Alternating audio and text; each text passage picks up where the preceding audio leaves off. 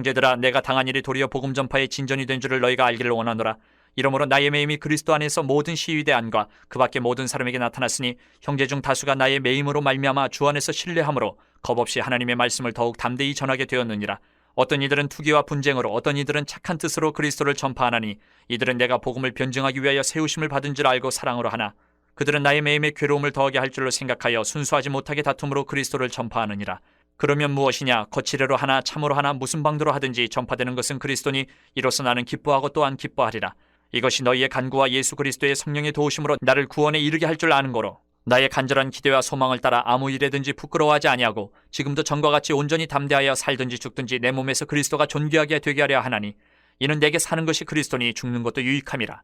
그러나 만일 육신으로 사는 이것이 내 일의 열매일진데 무엇을 택해야 하는지 나는 알지 못하노라. 내가 그 둘 사이에 끼었으니 차라리 세상을 떠나서 그리스도와 함께 있는 것이 훨씬 더 좋은 일이라 그렇게 하고 싶으나 내가 육신으로 있는 것이 너희를 위하여 더 유익하리라. 내가 살 것과 너희 믿음의 진보와 기쁨을 위하여 너희 무리와 함께 거할 이것을 확실히 아노니 내가 다시 너희와 같이 있으므로 그리스도 예수 안에서 너희 자랑이 나로 말미암아 풍성하게 하려 함이라. 오직 너희는 그리스도의 복음에 합당하게 생활하라. 이는 내가 너희에게 가보나 떠나 있으나 너희가 한 마음으로 서서 한 뜻으로 복음의 신앙을 위하여 협력하는 것과 무슨 일에든지 대적하는 자들 때문에 두려워하지 아니하는 이 일을 듣고자 함이라. 이것이 그들에게는 멸망의 증거요 너희에게는 구원의 증거니 이는 하나님께로부터 난 것이라. 그리스도를 위하여 너희에게 은혜를 주신 것은 다만 그를 믿을 뿐 아니라 또한 그를 위하여 고난도 받게 하려 하심이라. 너희에게도 그와 같은 싸움이 있으니 너희가 내 안에서 본 바요 이제도 내 안에서 듣는 바니라. 그러므로 그리스도 안에 무슨 권면이나 사랑의 무슨 위로나 성령의 무슨 교제나 긍휼이나 자비가 있거든 마음을 같이하여 같은 사랑을 가지고 뜻을 합하며 한 마음을 품어 아무 일에든지 다툼이나 허영으로 하지 말고 오직 겸손한 마음으로 각각 자기보다 남을 낫게 여기고 각각 자기 일을 돌볼 뿐더러 또한 각각 다른 사람들의 일을 돌보아 나의 기쁨을 충만하게 하라. 우리가 이 인생을 살아가다 보면 고난에 부딪힐 때가 있습니다. 항상 평안할 수만은 없죠. 내 의지하고 상관없이 정말 이렇게 저렇게 할 수 없는 정말 상황에 놓일 때도 있습니다. 그러면 그때 우리는 성도는 어떻게 해야 할까? 오늘 바울은 복음 때문에 지금 투옥된 상태입니다. 그럼 바울은 어떻게 하나? 그 모습을 우리가 살피면서 교훈을 받으면 좋겠어요. 결론부터 말씀드리면 바울은 감옥에 갇힌 상태에서도 오히려 기뻐했습니다. 상황을 뛰어넘는 믿음이 이 바울에게 있었기 때문에 이런 모습을 보일 수가 있었던 겁니다. 오히려 바울은 그 감옥 속에서도 기뻐하면서 자신을 걱정하고 있는 빌립보 교회 성도들에게 복음에 합당한 생활을 하라라고 오히려 권면을 하고 있어요. 여러분, 복음은 우리가 살아가는 이 세상의 가치와는 전혀 다른 겁니다. 소속이 다릅니다. 하늘에 속한 것이 복음이에요. 그래서 우리가 바울처럼 복음을 따라서 사는 삶을 살게 되면 자연스럽게 세상과는 거스르는 삶이 돼요. 세상과 같이 살아갈 수가 없는 모습이 우리 가운데 나타납니다. 세상을 거스르고 복음에 합당하게 사는 삶을 우리가 살아야 되는데 그럼 그런 삶이 구체적으로 어떤 삶일까 한번 살펴보려고 합니다. 바울은 자신이 감옥에 갇힌 이 일이 오히려 복음 전파에 도움이 됐다 이렇게 얘기하고 있어요. 감옥에 갇혀있는 바울을 보면서 다른 성도들이 용기를 얻었기 때문에 이렇게 말하는 겁니다. 그걸 13절 14절에 기록하고 있어요. 옥에 갇힌 중에도 이렇게 변함없이 의연한 바울의 태도를 보면서 성도들이 담대해진 거예요. 여러분, 우리가 성공되고 잘 되는 모습만으로 어떤 주변의 사람들에게 도전을 주고 선한 영향력을 끼치느냐? 아니요, 그렇지만은 않아요. 신앙을 지키기 위해서 오히려 어려운 상황에서도 꿋꿋하게 이겨내면서 버티면서 이겨내는 모습이 더 큰 힘, 더 큰 용기를 줄 수 있다라는 거죠. 우리가 이 힘든 상황을 믿음으로 이겨낸다면 오늘날도 많은 사람들이 우리를 통해서 용기를 얻게 된다라는 거죠. 오늘 바울이 그런 모습을 보여주고 있는 겁니다.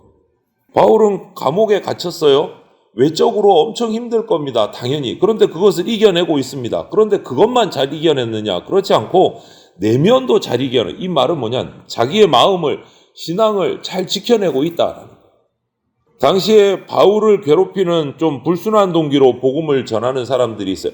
이게 무슨 말이냐면 바울이 전하는 방식은 조금 아닌 것 같다. 나는 우리대로 복음을 전해볼래. 바울과 복음을 전하는 전도자로서는 마찬가지인데 경쟁적으로 바울의 방법이 아닌 자기만의 방법을 가지고 복음을 전하는 사람들도 있었어요. 그들의 모습을 보면서 바울은 틀렸다고 하지 않습니다. 다르다고 이야기하는 거지. 흔들릴 필요가 없었던 거예요, 바울은. 오히려 그들의 방법으로 하든 나의 방법으로 하든 복음이 전파되기만 한다면 좋다, 기쁘다 얘기하는 거예요. 17절, 18절에 그렇게 표현하고 있는 거죠. 그렇기 때문에 이런 어려운 상황에서도 마음을 지킬 수 있었던 거예요. 자기 감정보다 복음의 우선순위를 두었기 때문에. 복음에. 나의 방법이 아니더라도 복음이 전파만 된다면 그것으로 족하다. 이렇게 복음 중심의 삶을 살아가게 되면 이 어렵고 혼란한 세상 속에서 마음을 지킬 수 있는 힘이 생깁니다. 복음 중심으로 살아. 그래서 투옥이 돼서도 기쁨을 지킬 수 있었던 거예요. 또 기뻐할 수 있었던 한 가지 이유는 19절을 보니까 성도들의 그 기도, 성령님의 도우심으로 나는 구원받을 거다. 풀려날 거다. 이런 또 확신, 믿음이 있었어요. 그래서 또 기뻐할 수 있었어요. 복음이 전파되니까 나 때문에 복음이 전파되니까 감사하고 또 성도들의 기도와 성령의 도우심으로 풀려날 것을 내가 믿기 때문에 또 기뻐하고 이렇게 믿음의 확신은요 우리의 어려운 상황을 극복할 그런 힘이 됩니다. 그래서 우리는 절망적인 순간에도 기도와 능력과 성령의 도우심을 신뢰해야 돼요. 어려운 순간에도 낙심할 것이 아니라 원망할 것이 아니라 이렇게 바울의 간절한 기대와 소망은 근본적인 목적이 있어요. 그냥 내 생명 부지하는 거 그게 아니었어요. 이렇게 기뻐할 수 있었던 것은 오늘 20절을 통해서 보니까 바울의 간절한 기대와 소망의 가장 끝에는 뭐가 있느냐? 나를 통해서 그리스도께서 존귀함 받는 거. 내가 옥에 갇혀서 존귀함 받을 수 있으면 옥에 갇히고 풀려나서 예수 그리스도께서 존귀함 받으면 나는 또 그것으로 족하고 이 일을 통해서 어떤 부끄러움을 당하지 않고 생사를 초월하는 담대함을 가질 수 있어요. 죽어도 좋고 살아도 좋고 예수 그리스도가 존귀함을 받을 수 있다면 나는 어느 것이나 좋다. 그래서 자신을 통해서 예수님이 드러나는 것, 하나님의 영광이 드러나는 것이 가장 큰 목표예요. 바울에게는. 그 바울의 모습이 우리 성도의 모습이 돼야 된다. 내가 드러나는 것이 아니라 나를 통해서 예수 그리스도가 드러나는 것이 여러분 우리 성도에게는 그것이 가장 특권이에요. 나를 통해서 내가 하나님의 영광을 나타낼 수 있는 것, 그거 특권입니다. 아무나 할 수 없는 겁니다. 성도만이 할 수 있는. 그래서 그 결과 21절에 바울은 그리스도로 사는 것, 그리스도로 죽는 것 둘 다 유익하다. 사나 죽으나 그리스도를 위해서 살고 그리스도를 위해서 죽을 수 있으면 유익하다. 이렇게 고백해요. 그리스도를 위해서 만약에 산다면 그 삶을 통해서 예수 그리스도가 존귀해지니까 좋고 그리스도를 위해서 죽는다면 죽음을 통해서 예수 그리스도와 함께 더 가까이 연합할 수 있으니까 또 좋고 이래도 좋고 저래도 좋고 이렇게 천국의 소망을 가지게 되면 지금의 삶을 뛰어넘을 수 있는 초월할 수 있는 능력이 생기는 겁니다. 영생의 뿌리박은 그러한 신앙, 영성은 이 땅의 어떤 생명, 육신의 어떤 여러 가지 조건들을 뛰어넘을 영적인 자유를 가질 수 있는 힘을 줍니다. 천국의 소망을 가지고. 이처럼 바울은 천국을 소유한 사람, 그 소망을 가진 사람으로 죽음에 대한 두려움이 조금도 없었어요. 오히려 죽음은 이 고난의 세상을 떠나서 예수 그리스도를 만나는 행복한 일이다. 23절에 표현하고 있어요. 주님과 함께하는 것이 훨씬 더 좋은 일이다 얘기하고 있어요.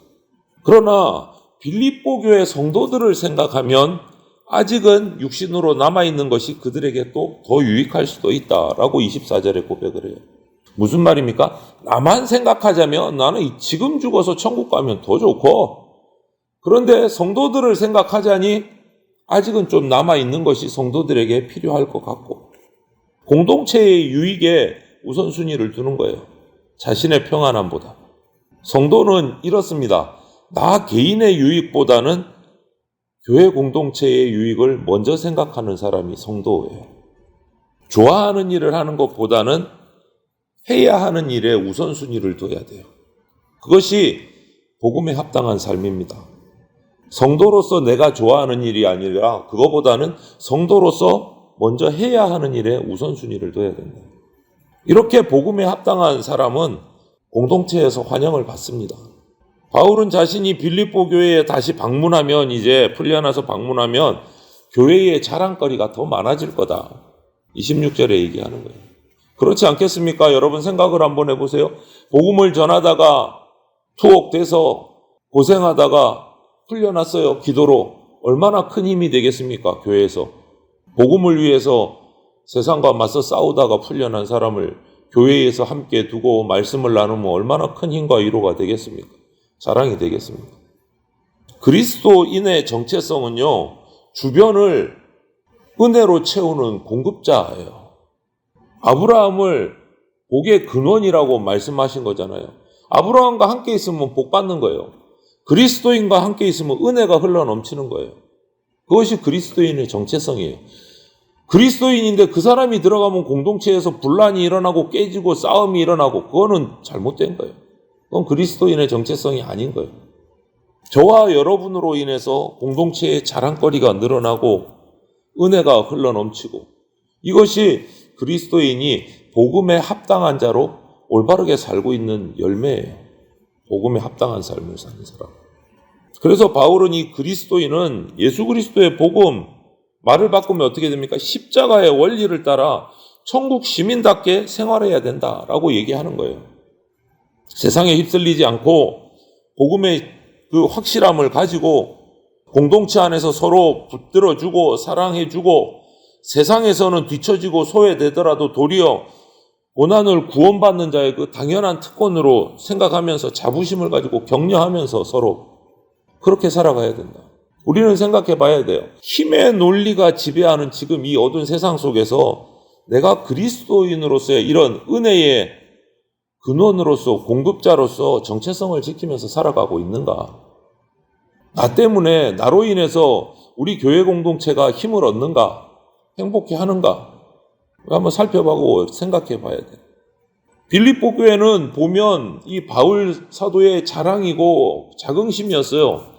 이미 빌립보 교회는 그런 모습을 보이고 있었어요. 이 빌립보서를 보면 격려함도 있고 서로 위로하고 서로 교제하고 긍휼하고 자비도 나누고 정말 탄탄했어요. 그래서 바울 사도를 처음부터 지금까지 계속 복음 전하는데 동역하는, 어떻게 보면 복음에 합당한 삶을 사는 교회가 빌립보 교회였어요. 그런데 바울은 여기서 그치지 않고 한 가지를 더 얘기해요. 오늘 더 중요한 거, 이제 한 걸음 더 나가자. 그게 뭡니까? 주 안에서 한 마음이 되자. 그렇게 주장해요. 한 마음이 되자. 경쟁심 버리고 지체들을 높여주고 지체들의 유익을 위해서 뭔가 하고 하나가 되자. 그것이 한 걸음 더 나가는 길이다 라고 얘기하는 거죠. 그럼 우리 교회는 어떨까? 한 마음이 됐나? 우리 생각해보고 묵상해봐야 돼요. 부족하다면 그 길을 향해서 나가야 됩니다.